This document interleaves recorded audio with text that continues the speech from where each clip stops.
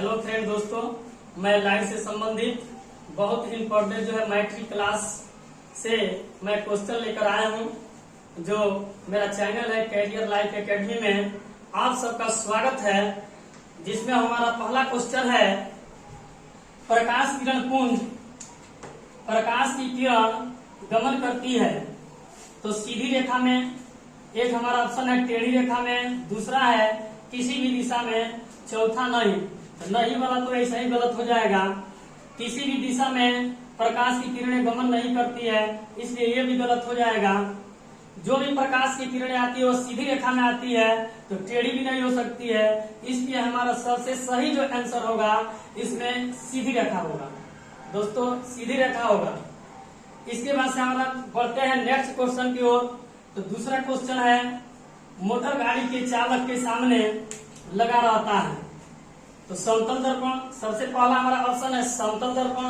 तो समतल दर्पण का प्रयोग हम लोग उसमें नहीं कर सकते हैं, क्योंकि समतल दर्पण में वस्तु की बराबर प्रतिबिंब बनता है, काल्पनिक बनता है, इसलिए यहाँ नहीं होगा।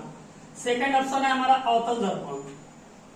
अवतल दर्पण भी नहीं होगा, क्योंकि चालक के सामने दर्पण है। अवतल दर्पण में इसलिए नहीं होगा क्योंकि इसमें छोटा प्रतिबिंब बनता है और बड़ा बनता है, वास्तविक काल्पनिक दोनों प्रकार के प्रतिबिंब बनते हैं, इसलिए अवतल दर्पण हमारा नहीं होगा। सबसे जो सही आंसर है इसमें हम लोग का उत्तल दर्पण होगा, क्योंकि इसमें वस्तु का प्रतिबिंब हमेशा ही काल्पनिक बनता है, सीधा बनता है, वस्तु से छोटा बनता है, इसलिए हमारा सही आंसर होगा उत्तल दर्पण। सभी नहीं हो सकता है। फिर बढ़ते हैं नेक्स्ट क्वेश्चन की ओर। मोटर कार के हेडलाइट में किस दर्पण का उपयोग किया जाता है? मोटर कार के हेडलाइट में किस दर्पण का उपयोग किया जाता है या होता है? तो हमारा सबसे पहला ऑप्शन है इसमें समतल दर्पण। समतल दर्पण का उपयोग नहीं कर सकते हैं, क्योंकि इसमें वस्तु के बराबर प्रतिबिंब बनता है और इसमें प्रकाश की प्रतिबिंब नहीं होता है। दूसरा ऑप्शन है, इसलिए हमारा यह नहीं होगा। दूसरा है उत्तल दर्पण। उत्तल दर्पण भी नहीं होगा, क्योंकि इसमें प्रकाश की किरणें का जो परावर्तन होता है सिर्फ इसमें एक ही तरह के प्रतिबिंब बनते हैं और ज्यादा किरण का जो है प्रतिबिंब नहीं होता है बिंदु से, इसलिए हमारा ये नहीं होगा। सही ऑप्शन हम लोग का 3 नंबर होगा, क्योंकि अवतल दर्पण में मुख्य फोकस पर रखी, मुख्य फोकस से ज्यादा किरणें परिवर्तित होती है, इसलिए हम लोग का अवतल दर्पण होगा हेडलाइट में, क्योंकि उसकी में जो है ज्यादा परावर्तित करने की क्षमता होती है और सभी तो हो नहीं सकता है। फिर से नेक्स्ट क्वेश्चन की ओर बढ़ते हैं।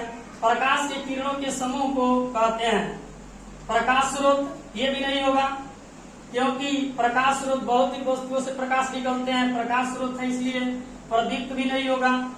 हम लोग का जो है प्रकाश के किरण में जहाँ प्रकाश की किरणें पड़ती है उस वस्तु पर बिखर जाती है, इसलिए ये भी नहीं होगा। हम लोग का सही आंसर प्रकाश किरण पुंज होगा, क्योंकि प्रकाश स्रोत से भी किरण निकलती है, तो किरण की जो समूह होते हैं उसी को हम लोग प्रकाश के किरणों के समूह को हम लोग क्या कहते हैं? प्रकाश किरण पुंज कहते हैं। यहाँ प्रकाश के किरणों के समूह पूछा गया है, इसलिए हम लोग का सही आंसर जो होगा वह किरण पुंज होगा। नेक्स्ट क्वेश्चन है हमारा, किस दर्पण से वस्तु का बड़ा प्रतिबिंब बनता है? तो सबसे बड़ा प्रतिबिंब हम लोग का बनेगा, जैसे देखते हैं ऑप्शन। सबसे पहला समतल दर्पण, इसमें नहीं बनेगा, क्योंकि वस्तु के बराबर प्रतिबिंब बनता है, ये पहले से ही पढ़ते हुए आ रहे हैं। सेकंड हमारा ऑप्शन है अवतल दर्पण। ये सही होगा, क्योंकि हम लोग नजदीक रखेंगे इसमें वस्तु से बड़ा प्रतिबिंब बनता है, काल्पनिक बनता है, सीधा बनता है, इसलिए हम लोग अवतल दर्पण का उपयोग करेंगे। ये हमारा आंसर सही होगा। उत्तल दर्पण नहीं हो सकता है, क्योंकि इसमें बड़ा प्रतिबिंब बनता ही नहीं है, हमेशा छोटा बनता है, काल्पनिक होता है। नहीं वाला तो ऐसे ही नहीं होगा।